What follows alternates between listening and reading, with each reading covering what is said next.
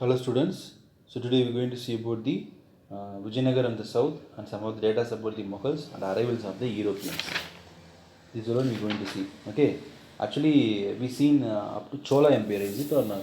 Some of the data about the Chola. Today we are going to see about the Vijayanagar and South India after the Cholas. Okay, actually the Chola was declined in 13th century. Chola was declined in the 13th century and last Chola who emperor who is that means Rajendra III. He was died in 1279 actually. Okay, so after that the Pandya emperors are started to glory again, rise again, which are all the places occupied by the Chola that all was recaptured by the Pandyas, and again the Pandyas are started to rise. These are all the things happen after Cholas actually. Mm. Some of the important Pandya kings means Jadavarman. Jadavarman Sundarapandyan ruled at the end of 13th century. At the same time, in some of the uh, what is it? North, maybe in Middle India, we can tell Haizala Kingdom. The capital it is which what is it? Capital of Haizala, Bellur, and later it will be Halibidu. Okay, and extended their empire up to Karnataka. Okay, so we are reading about the after Cholas, what are the things happen.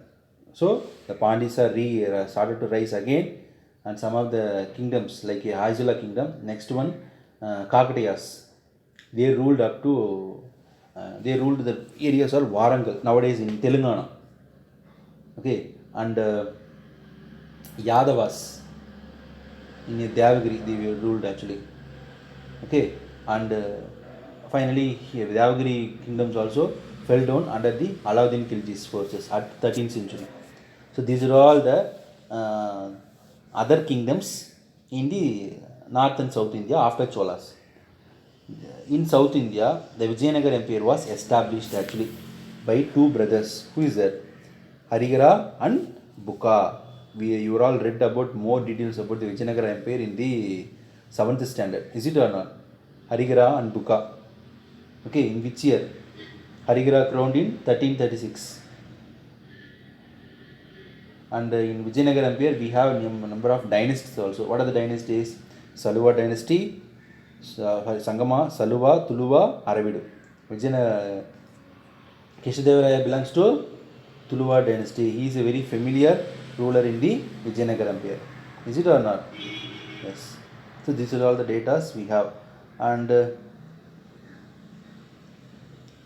as the empire expanded, the kingdoms to the south, such as Aizlas and Tamil region, were also assimilated into Vijayanagar Empire, who all occupied some other places in the Tamil Nadu also, or Andhra, or some other places in the Karnataka, other kingdoms. Everyone was came under the Vijayanagar Empire. That much of strong they become. Who is that means Vijayanagar Empire. Okay. Yes.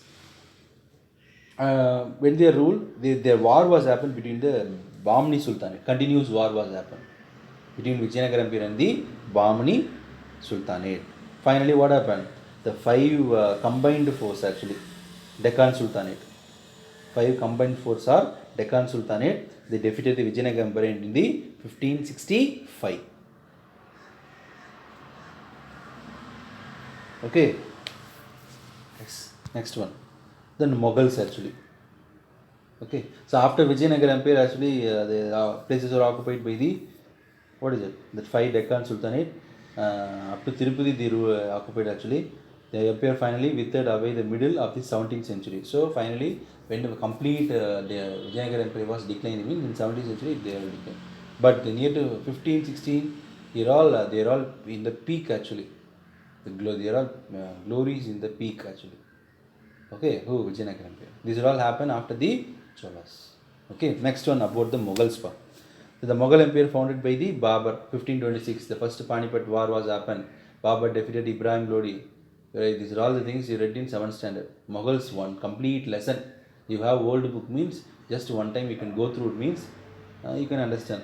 But here very small data about the Mughals. We have near to 10 pages in the 7th standard, but here only 2 para. If you see in the book means you can understand. Yeah, the Mughals. The Mughal Empire founded by the Babur in 1526 by defeated the Ibrahim Lodi in Panipat. So only it's called as a first Panipat war 1526. Very important 6 Mughals is there. They all will be called as a great Mughals. Okay, Babur we can tell, Aurangzeb last ruler, Shah Jahan, Akbar, Humayun. These are all the peoples are very important kings, great Mughals in that period actually. Okay, Aurangzeb is the last great Mughals. In that all the 6, Akbar consolidate very what is it? Considered as a great Mughal actually. In these all the 6, Akbar will be considered as a very great Mughals empire. Okay, yes. Why means he not what is it? Eager to fight or occupy the empire, extend the empire and everything. He consolidate his complete work to improve their empire. He supported all the religions also. All other kings are, especially Mughals, they dominated the Hindu people. But Akbar not dominated the Hindu people. He cancelled the taxes also. He treated equally of both the religion, Muslim and the Hindu. So only he is a what is that? In that all the 6 great Mughals, he will be good. Okay, yes. So after the Aurangzeb, the Mughal Empire was disintegrated finally. But Aurangzeb Empire was up to 1857. But here and there, he got a vast empire from Kashmir to up to Tamil Nadu. He have an empire. So he can't maintain this for a long time because of the administration problem. Here and there, revolt was happen. These all happen. So the Aurangzeb Empire also disintegrated, and finally their empire also declined in 1857 in Delhi. Delhi only last. Okay. Because of that ended also was happened because of the British people. Okay. Yes. Okay. Next one. Arrival of Europeans. European means Dutch people will be there, Portuguese people will be there, British people will be there. Okay, these are all the people will be called as Europeans. They are all the countries, Portuguese country or maybe a Dutch country. English means England. These all the countries are available in the European continents. Okay, so they will be called as European countries. So Europeans. Okay, so they entered into our country means in 15th century. They entered by the way of they landed in Kerala. The spelling mistake is there, YHE is there, so change it. Okay, the Kerala coast. They landed in Kerala coast. Actually, they came for the business, but finally they ruled for 200 years. Is it or not? Yes. The Portuguese built their first fort. The Portuguese people built their first fort in Cochin in which year? 1503. Very important, pa. Okay, and in 1498, before this building the fort, in 1498, Vasco da Gama landed in the Kerala. So overall, the Europeans, commonly you want to tell me, Europeans entered in the west coast. In that first person mention, pointly we want to tell means about the Vasco da Gama, we can tell he travelled through by crossing the Cape of Good Hope in the South Africa. By crossing that only he reached our India. What is that?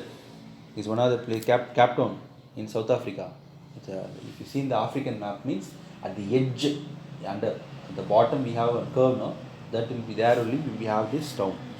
By crossing that only he reached our India, especially in west coast.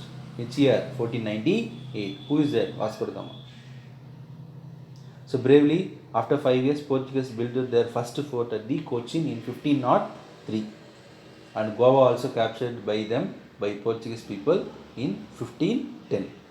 Both the data is very important. But first fort was built by the Portuguese. Where means Goa. In which year? 1503. But after they captured means in Goa, not Cochin.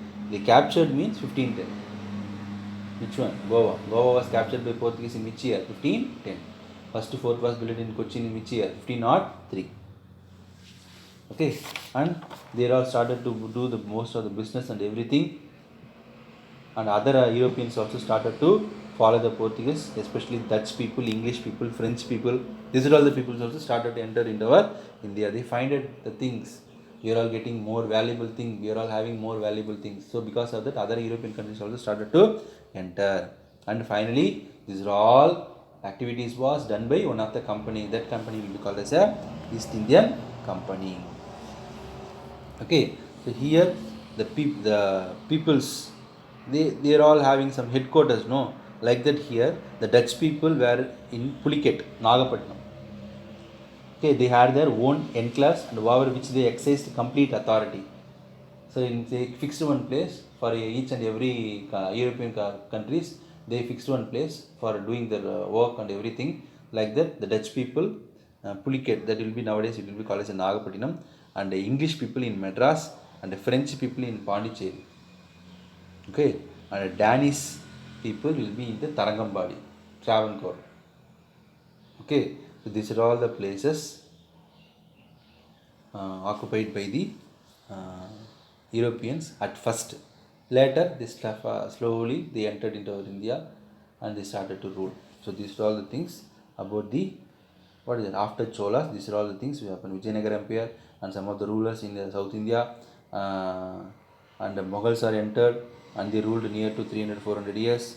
And after Europeans are entered, the Mughals was declined because of the British. The Mughals declined actually, especially. So who are all the Europeans means Dutch people, English people, French people, Danish people, and Portuguese people also. Okay, so these are all the data. So understand properly, do your work one time. Okay, stay safe, stay home. Thank you.